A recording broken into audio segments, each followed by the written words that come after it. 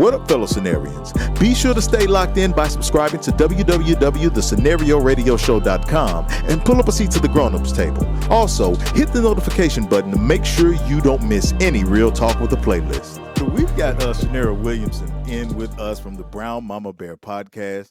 We're glad to have her. Wanted to chat with her about her podcast and everything that motivates her.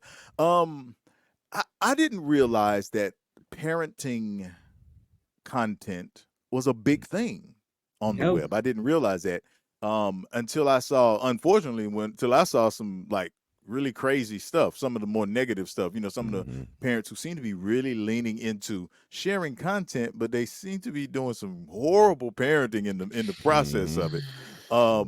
What made you decide to throw your hat in the ring and kind of get in the middle of that fray with all the things that are going on, Shanera? Well, part of what made me do it is when our youngest one graduated from high school. And when it was all said and done, I was like, that was difficult. What? And I was trying to figure out what made that so difficult. And it is true that parenting is hard, right? Like any of us doing it, it is not an easy thing to do. We had 3 children in 5 years. So our kids are stair steps. So when they were 2, 4, 6, it was exhausting. When, they were 10, 12, it was exhausting. Every stage was exhausting.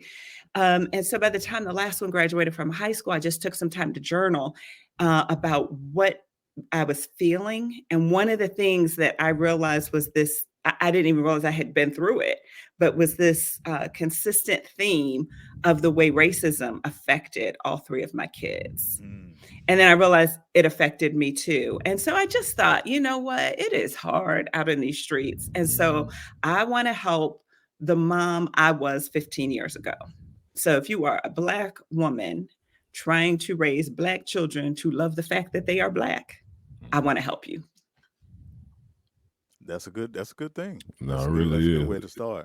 No, it definitely is. I was just kind of looking through when I was checking out, and something kind of struck me as funny, and I'm gonna be honest with you, it made me laugh because I just know in my experiences. But on your site it says bears in the world are not predators. You only have a problem if you come between a mama bear and her cub. That's what I'm saying. Man, I just know me as myself raising sons. Like the times where, okay, get them, you need to get them. And then seeing the face when it's like, okay, you're getting too much now. And I got it. So what prompted that being, I guess, almost like a mission statement or something you had to put on there?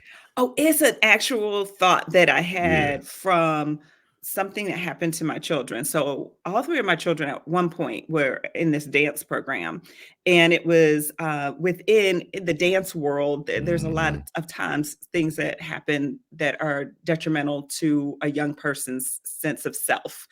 And so, I'm trying to sit back and, figure out And there was some stuff that went down on the dance team that just wasn't cool to me. And there's some bullying, but then there was stuff that I felt crossed the line from just regular bullying to being like racialized. And so I went and talked to the dance teacher, and she was kind of like, oh, and just kind of brushed me off, but tried to tell me, oh, you're just a mama bear. And I don't like labels, right? Don't label me. You don't know me. You don't know my life. You don't know where I'm from. Don't put a label on me. So I kept rejecting that label.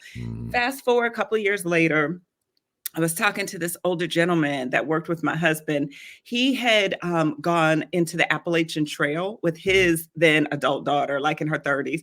And they were doing this, that was what he did on his vacation. I don't understand that. I'm a different kind of girl.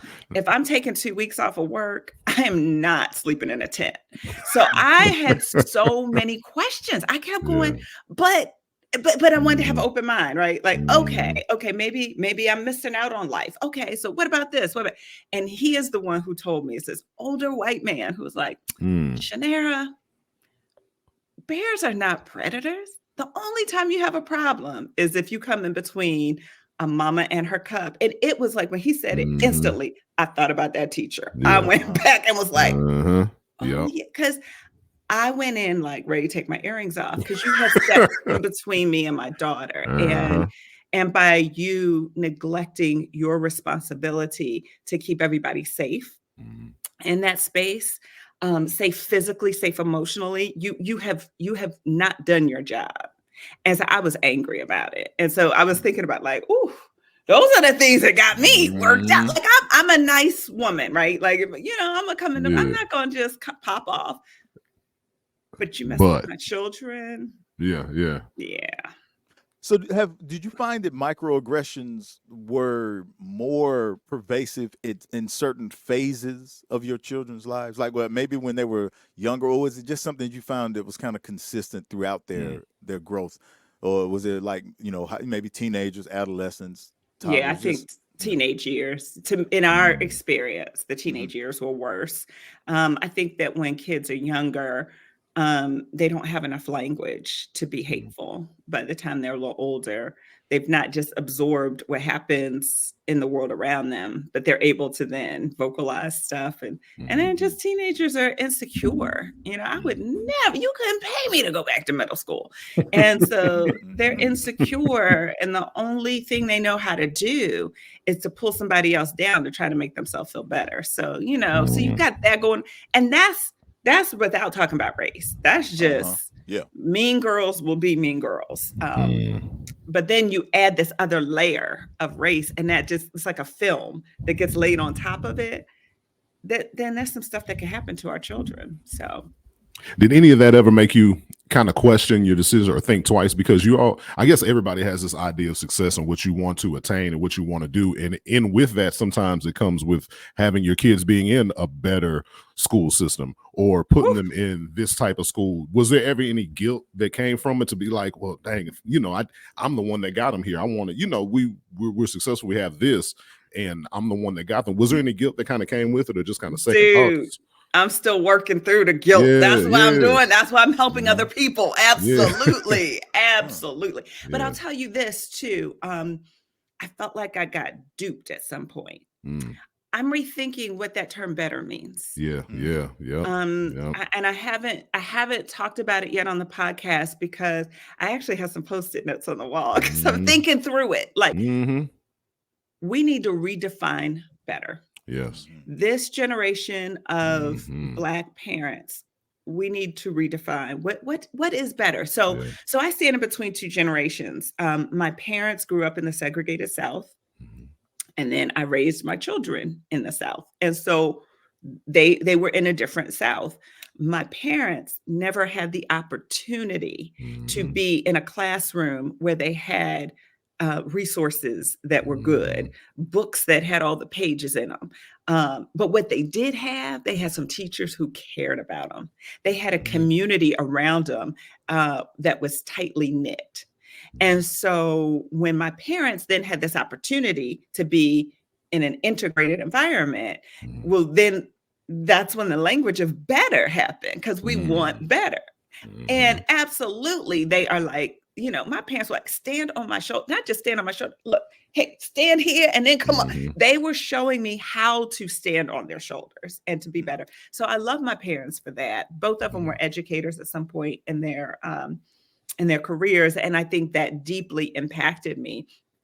So when we moved here, we moved to Nashville 17 years ago for an opportunity my husband had that was too good for us to pass up. Because I wasn't like, I'm not from Tennessee. I'm from Maryland. And we had lived all around. So we were coming here from Florida. Where we lived in Florida was extremely diverse. We had people from many countries on our same street. Like my next door neighbor, I was just about to start taking Spanish classes at night just because I wanted to be able to talk to her better. So like we just had people from all over. And I moved to Tennessee, and the first thing I tried to do was let me figure out what's going on here. And before I moved here, I moved for the schools, and that's why I ended up in Williamson County. First mistake. And if I had to redefine better, I wouldn't live here. I wouldn't do that. But I was doing the best I knew how to do. Yeah, what you think is doing right. Raising. Yes. Doing the best I knew how to do. So I have apologized to my children several times. I have apologized to 20-something-year-old, and they're like, "Mom, what? What?" Yeah. And they're not receiving it. Like they'll say, like, I don't receive It's it cool. because Yeah. shut up. I think it's funny because you hear now, I see a lot of things where they talk about just in parenting, and you're having a bad day and your kid's doing this and and you snap, and to you it's just a normal Tuesday, but the kid remembers that. I think it kind of goes both ways. There's things that we got hangups on where it's like, listen, I know I should have, and they're like, no, it's cool, like for real, it's not that big a deal. It just, in their own way, they have that with us as well. So it kind of helps. That's why I was wondering, is there any guilt? Because you'll ask the question and they're like, I mean, it was tough, but I toughed it out. I'm alive now. I'm good. Yeah. Yeah. They're specific with me about what was difficult. So we talked about it. We got some healing for it. Yeah. It was a real thing. Yeah. They just don't hold it against me. Yeah, and that's good. That's good to know. So I guess those things that they do share with you, though, that's stuff that you've been able to use to help and teach and kind of empower others. It does give you a bit of an advantage to have, young people who are willing to talk about those types of things. Because sometimes, you can't even work it out yourself because you're not able to have those conversations. So I guess, have they really had a lot of informing what you're doing with the podcast and everything? Absolutely. They inform it constantly. They critique what I do on Instagram. That's funny. But you know what? I'm 53 and I love every one of my years. I'm 53. I'm not trying to act like I'm 23. I'm 53 on Instagram. Please.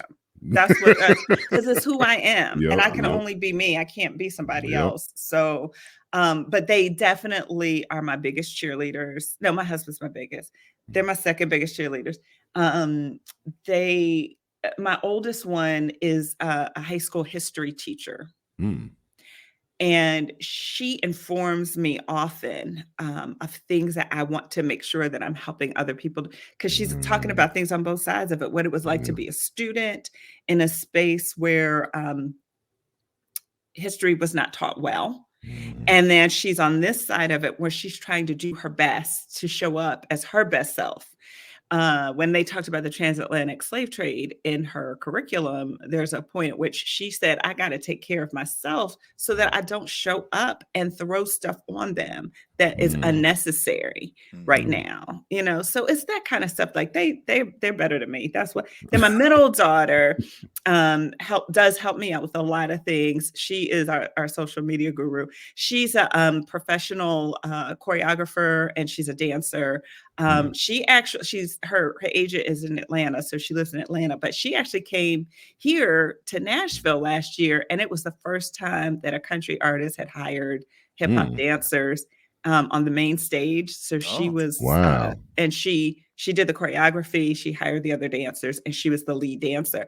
And they tore up that stage. And I'm not a country music fan, and I had never been to CMA Fest, and so it was the 50th anniversary CMA Fest. And so, I was like, I'll come, but when you on stage, because I'll be like Hercules, But when I got there and I realized the magnitude of what she just had the opportunity to do, that's big.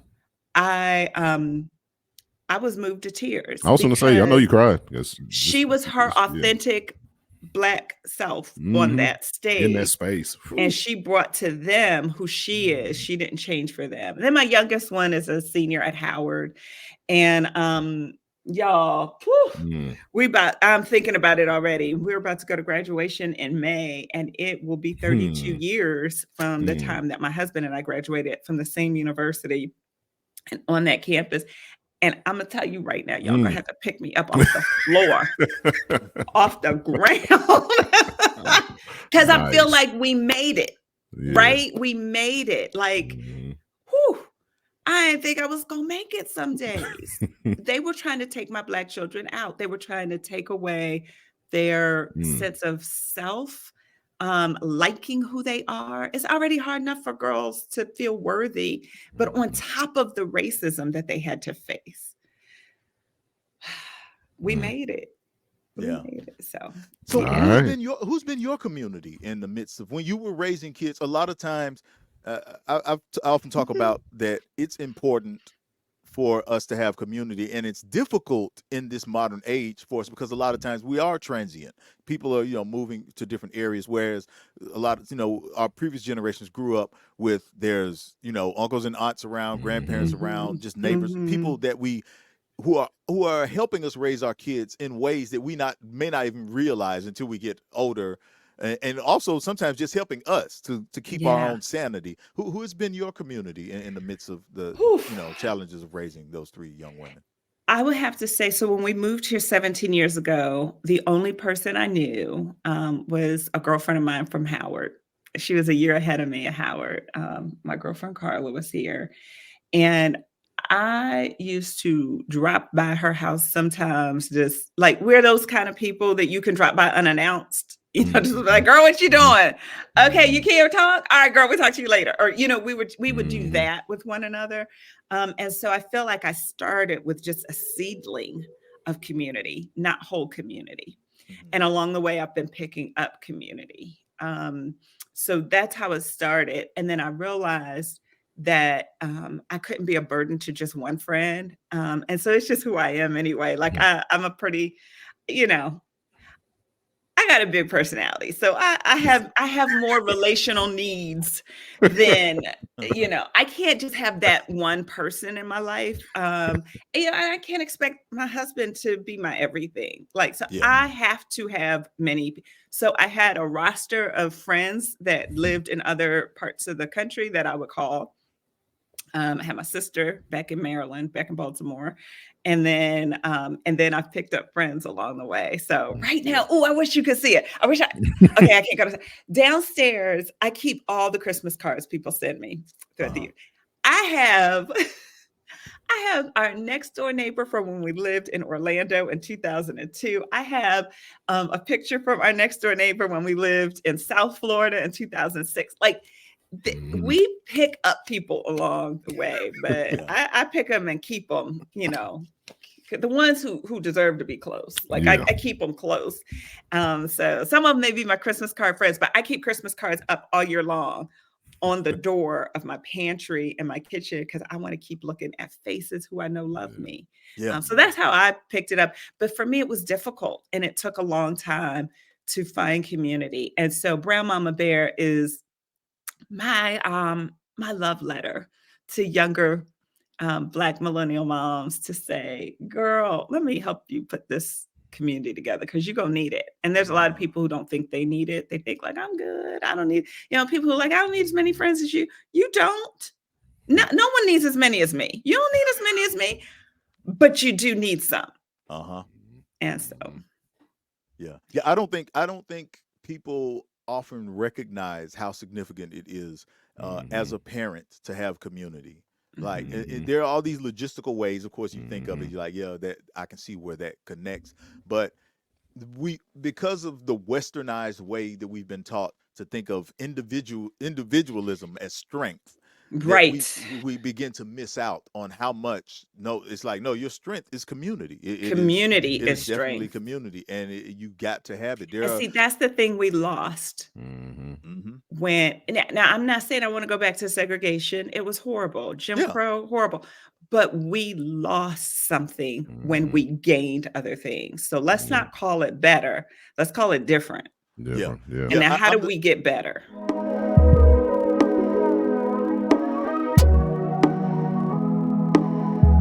This is the Scenario Radio Show. Real talk with a playlist.